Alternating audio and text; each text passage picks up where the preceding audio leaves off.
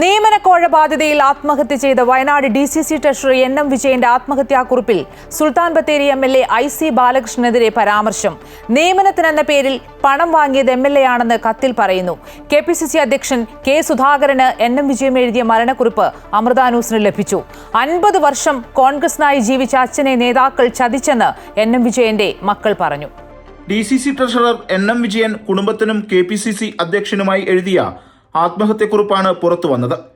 4 മരണക്കുറിപ്പുകളാണ് NM Vijayan തയ്യാറാക്കിയത്.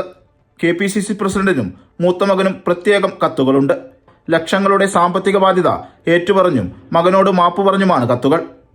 കോൺഗ്രസ് നേതാക്കളുടെ പേരുകൾ KPCC അധ്യക്ഷൻ എഴുതിയ കത്തിലുണ്ട്. കടുത്ത സാമ്പത്തിക ബാധ്യതയിലായിരുന്നു NM വിജയൻ എന്ന് തെളിയിക്കുന്ന ആത്മഹത്യക്കുറിപ്പാണ് പുറത്തു വന്നത്. അരനൂറ്റാണ്ടുകാലം പാർട്ടിക്ക് വേണ്ടി ജീവിതം തുലച്ചു. മരണത്തിന് ശേഷം പാർട്ടി തലത്തിൽ ഇടപെടൽ ഉണ്ടായില്ലെങ്കിൽ എഴുതിവെച്ച 4 കത്തും പുറത്തുവിടണമെന്നും കുടുംബത്തിനുള്ള കത്തിൽ പറയുന്നു. 4 പേജിലാണ് മകൻ വിജിത്തിനെ അഭിസംബോധന ചെയ്തുള്ള കത്തുള്ളത്. അർബൻ ബാങ്കിലെ കടബാധ്യത പാർട്ടി ഏറ്റെടുക്കാൻ തയ്യാറായില്ലെങ്കിൽ എല്ലാ കത്തുകളും വിവരങ്ങളും പരസ്യമാക്കണം. മൃതദേഹം ശ്മശാനത്തിൽ അടക്കം ചെയ്യണമെന്നും കത്തിലുണ്ട്.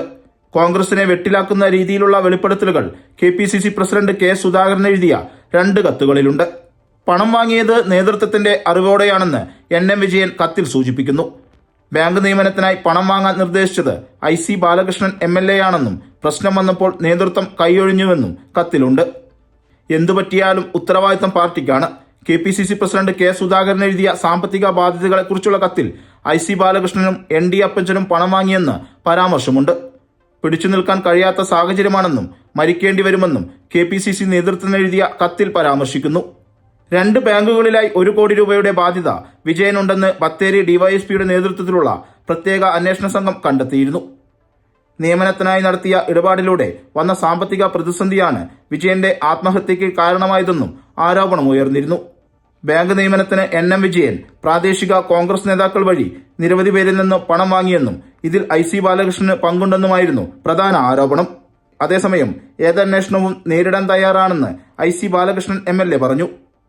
അമൃത ന്യൂസ്, വയനാട്.